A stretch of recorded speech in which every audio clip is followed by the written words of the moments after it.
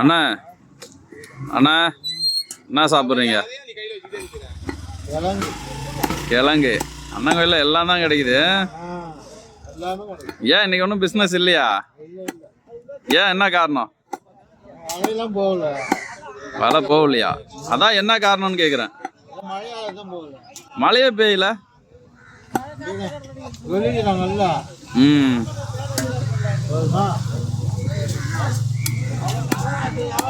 மார்க்கெட்டில் வித்தாலே இந்த மீன் தான் இன்னைக்கு ரேட்டு கம்மி. கிலோ 90 ரூபா, பெருசு 220 ரூபா, சின்னது 90 ரூபா.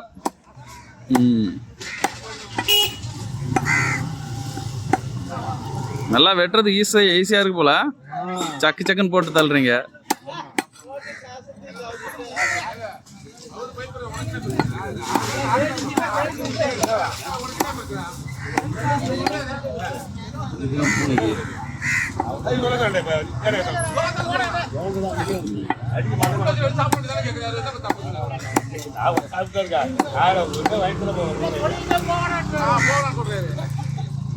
ஒன்று நீங்க செதற விடுறீங்க, இல்லைன்னா இந்த காக்கா செதற விடுது நம்மள. தெரிச்சிருச்சு. இந்த கருவாலை 220 ரூபாண்ணே. பெருசு பெருசா போறீங்க ரொம்ப.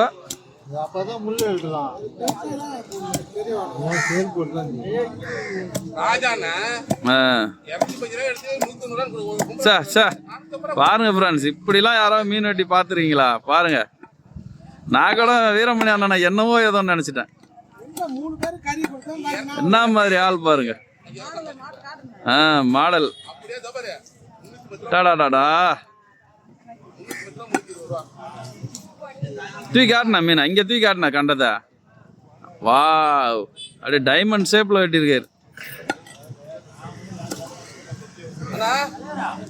பார்வையாளர்லாம் என்ன நினைப்பாங்க, நீங்க டெய்லியும் இப்படி வெட்டுறீங்கன்னு நினைக்க மாட்டாங்க. வீடியோ எடுக்கிறதுக்காக இவர் இப்படி வெட்டுறாரு போல அப்படின்னு நினைப்பாங்க. ஏன்னா உண்மைதானே? இந்த மாதிரி வெட்டினாதான் இந்த கருவாலை மீனை பொறுத்த அளவுக்கு முள் எடுக்க முடியும், சாப்பிட முடியும் நல்லா. இல்லைன்னா முள் குறன்னு இருக்கும். இதெல்லாம் நீங்க சொல்லணும், நான் சொன்னா எப்படி? ஏன்னா ஊனா நீங்க தான் சொல்லணும். நீங்க தானே டெய்லி வெட்டுறீங்க. வெட்டும் போது எடுக்கிற எது கேட்டாலும்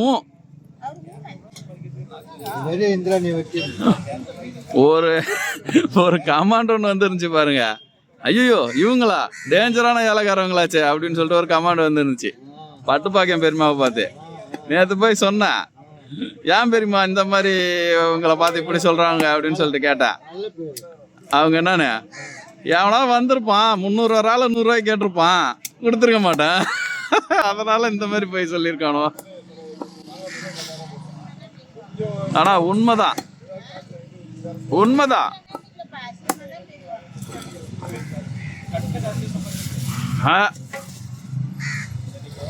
முடிஞ்சு. வணக்கம் சொல்லுங்க. பாய் பாய் சொல்ல சொன்னா வணக்கம் சொல்றீங்க.